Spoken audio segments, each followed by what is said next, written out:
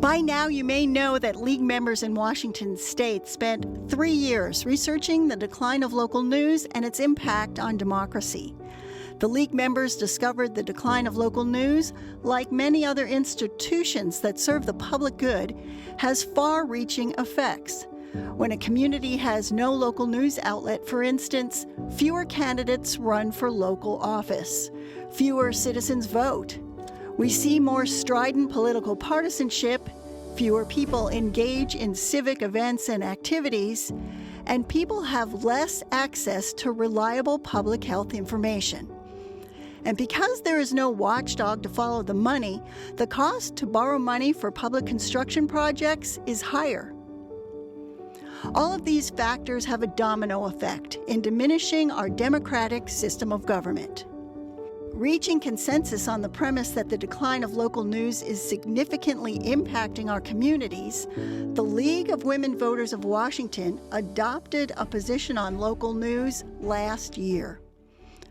All of the elements of this position state plainly that the decline of local news is not just a journalism problem, but a democracy problem.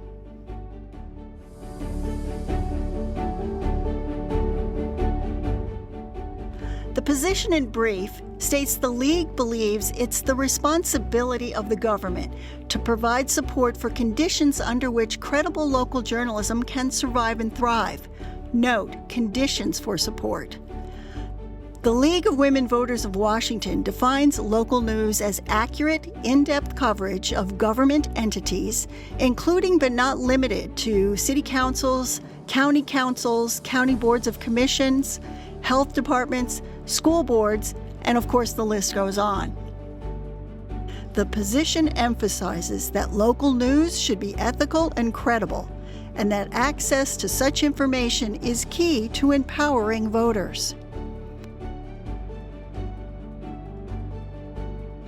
The position establishes that local news warrants support, but that any support does not allow control of the content to move from the publisher or producer to the source of the support.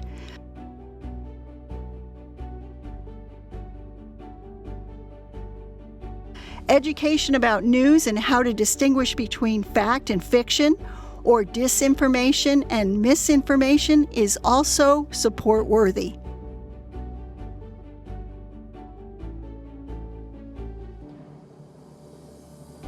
Finally, the League believes that barriers to access, including geography, economic status, and education, should be eliminated.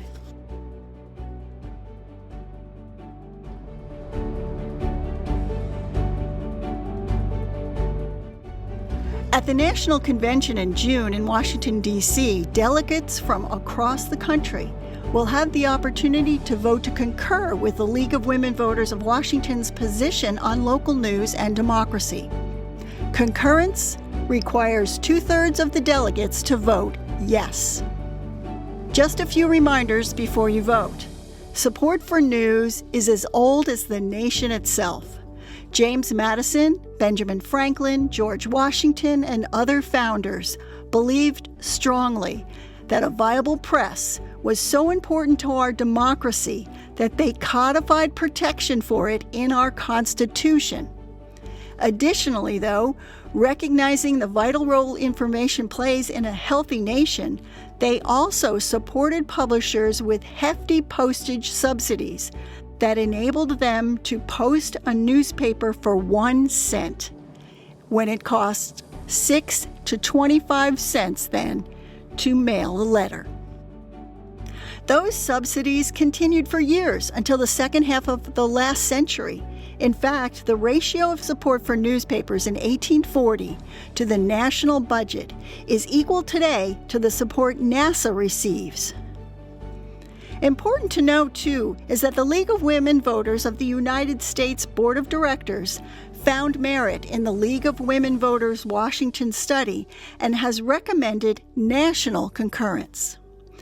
Several states also have already indicated they believe concurrence is worthy. At least 2 states have already concurred with the Washington position: Colorado and most recently, Minnesota. And the timing is perfect. Across the country, lawmakers have and are introducing legislation in states and communities to help rebuild local news. In some cases, the legislation seeks tax credits for publishers and producers to hire and retain journalists. In other, it is legislation to help for-profit news operations transition to non-profit outlets. Other legislation calls for support for local businesses that opt to advertise with local news outlets. Others seek to level the playing field for publishers faced with the strong arm of social media and big tech. And finally, other offerings would make it more difficult for hedge funds to gut local news operations. And don't forget, there are 2 federal bills that are making their way through Congress right now, which offer help nationwide. Concurrence would allow any league at the local and state levels to advocate now for legislation its members believe would help rebuild local news for them.